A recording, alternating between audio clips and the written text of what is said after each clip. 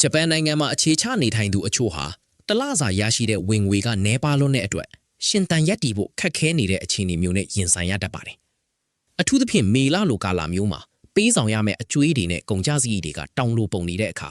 စိတ်တက်ကြစရာအခြေအနေမျိုးဖြစ်ပေါ်လာတတ်ပါတယ်။ဒီလိုကြက်တဲလာတဲ့ငွေပေးချေမှုငရဲကန်းကနေဘလို့နီးလန်းနဲ့ရုံထွက်မလဲဆိုတာကစဉ်းစားစရာဖြစ်နေပါတယ်။ ဒီလိုစီးပွားရေးအကျပ်တဲကိုဖြေရှင်းဖို့အတွက်နီလန်းအမျိုးမျိုးကိုအသုံးပြုကြပါတယ်။ online ပေါ်မှာဓာတ်ရိုက်ထုတ်လွှင့်ပြီးဝင်ငွေရှာတဲ့နီလန်းကလည်းတစ်ခုအပါဝင်ဖြစ်ပါတယ်။ဒါပေမဲ့ဒီလိုလှုပ်ဆောင်တဲ့အခါမှာလည်းအနီရောင်လို့အမည်ပေးထားတဲ့လူပုဂ္ဂိုလ်တွေဒါမှမဟုတ်အနှောက်အယှက်တွေနဲ့ကြုံတွေ့ရတာကအလုတ်ရှုပ်စရာအကောင်းဆုံးကိစ္စတစ်ခုဖြစ်လာပါတယ်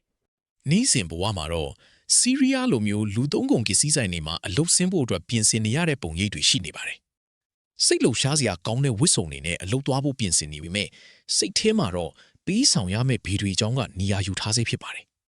ဒီကြားထဲမှာပဲမောဆန်တဲ့ကြေတွေလာမီးတွေအကြောင်းတီဆိုရင်စိတ်ထဲကမဲလိုဒီတွေနဲ့အတူအခက်ခဲတွေကိုနှိပြောက်ဖို့ကြိုးစားနေကြပါတယ်။ စိတ်ဖိစီးမှုတွေများလာတဲ့အခါမှာတော့စိတ်ကူးရင်ကဘာလေးထဲမှာခဏတာခိုလုံတက်ကြပါတယ်။ Spiral Hut လို့အမည်ရတဲ့တချင်းတန်စင်တွေနဲ့အတူကံကောင်းခြင်းတွေကိုမျှော်လင့်နေတတ်ကြတာပါ။ဒီလိုမျိုးမိန်းကလေးဆန်တဲ့ပုံစံမျိုးနဲ့ဖြောဖြီးရင်ရရှိလာမယ့်အပြောင်းလဲတွေကဘဝအတွက်1000တနေရာကအထောက်အကူဖြစ်စေပါတယ်။ဂျပန်မှာဝင်ငွေနှဲပါတဲ့အခြေအနေကနေရုံထွက်ဖို့ကြိုးစားနေရတဲ့ဒီလိုလူနေမှုပုံစံတွေကစိတ်ဝင်စားစရာအချက်လက်တွေအများကြီးရှိနေပါတယ်